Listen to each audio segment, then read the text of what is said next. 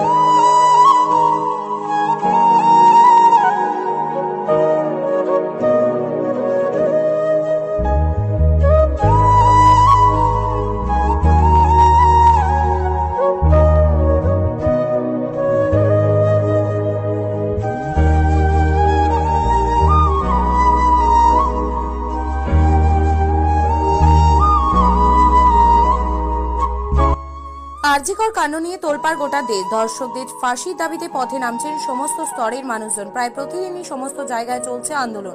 এবারে এই ইস্যুতে প্রতিবাদ কর্মসূচির আয়োজন করলো রায়গঞ্জের মোটর কালীবাড়ি জনসাধারণ বৃন্দ। 8 থেকে 80 সকলে মিলে এদিন জমায়েত হয়। দোষীদের কঠোর শাস্তির দাবি জানিয়েছেন তারা। পাশাপাশি নারী সুরক্ষারও দাবি জানানো হয়েছে। কি বলছেন আন্দোলনকারীরা শুনুন। আমার নাম তনুশ্রী হালদার। আমি এই কালীবাড়ি মোটর কালীবাড়িরই একজন গ্রাম বাসিন্দা। আচ্ছা, কি কর্মসূচি চলছে আজ?